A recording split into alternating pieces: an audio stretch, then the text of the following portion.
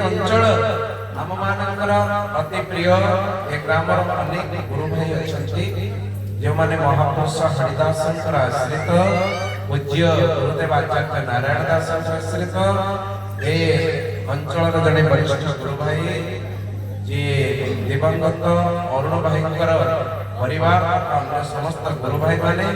अति सुंदर भाव में वन बिहारी महापुरुषों पाखे प्रतिवर्ष आध्यात्मिक कार्यक्रम समस्त कल्याण निमित्त एक पवित्र यज्ञ कार्यक्रम आयोजन करते तेणु कहवाई बहुत जिनस अच्छे ये गोटे कथा हूँ मन रख आम जानते से ना गुरु कहले हजारी गोविंद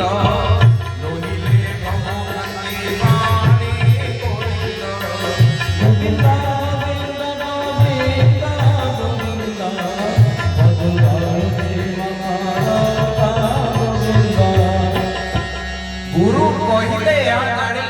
केमिति हमको जाना गुरु जदि न कहबे ता हिपर बनै गुरु कहले या जानी नोहिले ब्रह्म थांता अज्ञान रे ब्रह्म काहे आमे आमे के जदि किछ भूल होय हम घरे कहता बाबा माता संस्कार देना ता बाबा माता को एक संस्कार देना कि सत्य भाई ता कोटा है खराब है दोषटा ऐसे जाय बाबा माता ठीक सही बोली गुरु को पाकर चरणाश्रित होइतिबा भक्तटिए गुरु ताको मार्गदर्शन देता गुरु कोन करते वर्तमान समय रे युवा पीढ़ी माने जो माने युवक साथी माने वर्तमान समय रे आने भावती गुरु बा साधु संतक पाख को जीवा मने रख कोन हम ना साधु पाख गले एटा हे चाकरी हो साधु पाख गले मोर व्यवसाय होनी बड़ी जीव साधु पाख गले कोन हम ना मो घरे एई जिनसटा होनी सेटा हे जीव सेते भाई साधु पाख को जाउ जना एगुडा सब जाई कहउचे लौकिक जगतर कथा किंतु गुरु को पाख को शिष्य टिए काहे जाय ए कथा हम जानिबा उचित ये सब सनातन धर्मर मूल तत्व को न जानिबा आज समय रे हमको असुविधा भोग करबा पड़ुची आम मन रे गोटे धारणा अछि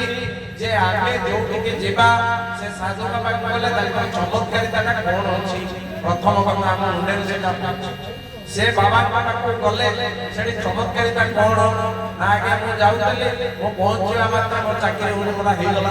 मो पहुंचवा मात्र मोर रोग भल हे गला मो पहुंचवा मात्र मो परिवार रे इते धन बढ़िला जे ता माने एही पई केवल ठाकुर प्रथम कथा होची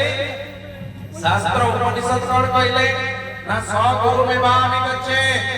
यथा समिति पाणी श्रोतियम ब्रह्मनिष्ठम गुरु को पाख को शिष्य के काई जीव ना श्रुति अर्थात वेद रे ज्ञान अर्जन करबा पाई जीव आ ब्रह्मनिष्ठ होबा एते पाई गुरु को पाख जीवा दरकार किंतु कामना पाई नै किंतु वर्तमान ता विपरीत रे परिणत हेछि मु गुरु को पाख ए कामना पाई नै प्रकृत जे शिष्य से गुरु को केबे ए कथा कहना यार इनकर गोटे कथा आपन मान बहुत